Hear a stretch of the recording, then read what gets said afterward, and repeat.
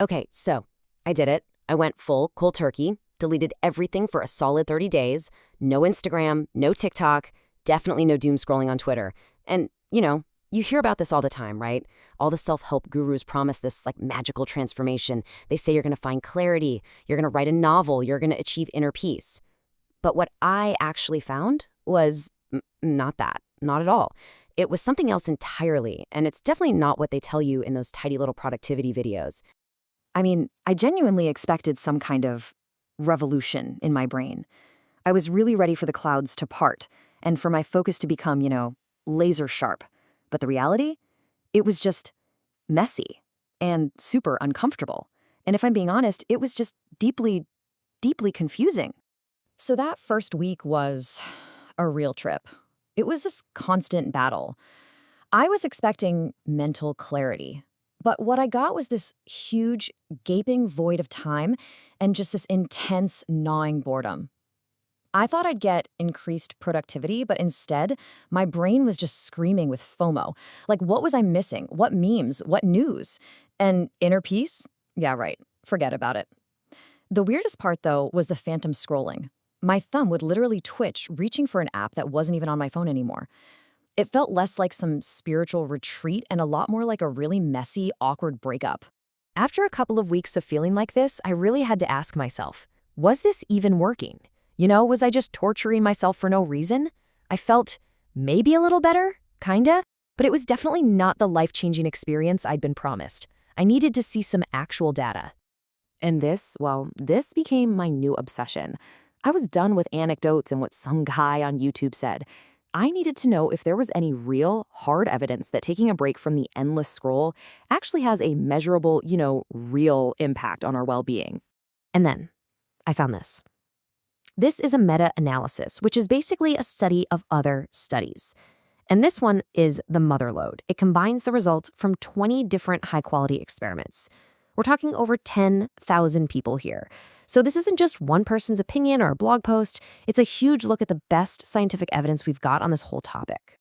Okay, so before we get to the big result, we got to be clear on what they were even measuring. The study looks at well-being, and they define it in this really useful way. See, it's not just about happiness. It's about feeling good, so things like your overall life satisfaction, and it's about performing well, which is basically your ability to manage the tough stuff, like anxiety and depression. It's the whole picture. All right, so after crunching all the numbers from all those thousands of people, this is the grand result. This one little number, Cohen's d equals 0.2. Okay, so what on earth does that actually mean?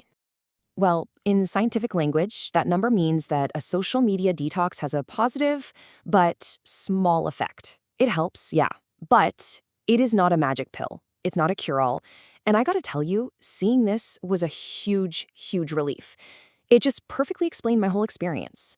I felt a little better, sure, but my life hadn't been completely turned upside down. The science actually validated my own reality. And when you dig a little deeper, the picture gets even more interesting. So yes, a detox can boost things like life satisfaction. It can reduce loneliness. But the key word here is can. The results were all over the place. Some studies found no effect at all. And get this, a few even found that quitting made people more stressed, which is probably because of that intense FOMO I was feeling. So this whole thing led me to a completely new conclusion. If going cold turkey isn't the guaranteed path to enlightenment that everyone seems to claim it is, then there has to be a better way.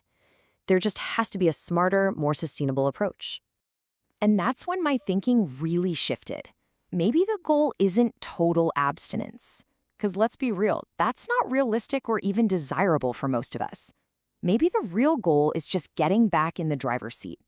It's about control, it's about intention. I mean, let's be real here. Social media isn't just good or evil. It's a tool, a really powerful one. And if you delete it completely, you lose access to all the good stuff too. The real connections with old friends, the career opportunities, the cool communities built around shared interests. The real challenge isn't to throw the tool away. It's to learn how to use it without letting it use you. So if the new goal is control, well, I needed some tools. And it turns out there are apps designed specifically for this, not to block social media entirely, but to create what you might call intentional friction. You've got apps like Opal for scheduling focus time, or Jomo, which helps you replace scrolling with better habits. But the one that really clicked for me was called OneSec. Okay, the psychology behind OneSec is so simple, but it is so unbelievably powerful. You know that twitch, that unconscious urge to just open Instagram? You tap the icon, but instead of the app just popping open, this screen comes up and it forces you to wait and just take a breath for like 5 or 6 seconds. And that tiny delay, that is everything. It shatters the instant gratification loop that your brain is so addicted to. And suddenly, the reward isn't instant anymore, and your brain actually starts to lose interest. It just gives you enough space to ask yourself, wait, do I really want to do this right now? And most of the time, the answer is no. And the key here is to match the tool to your specific weakness. If you're like me and you just mindlessly tap on apps out of pure habit, OneSec is an absolute game changer. If you can't focus during work hours, a really strict blocker like Opal is probably what you need. If you want to replace the habit entirely, Jomo will literally prompt you to do push-ups instead of opening Twitter. And if your personal kryptonite is that endless, hypnotizing feeded short videos, an app like Regain can block just that one feature. So after my 30-day experiment and this whole deep dive into the science and the tools, I didn't stay off social media forever. Nope.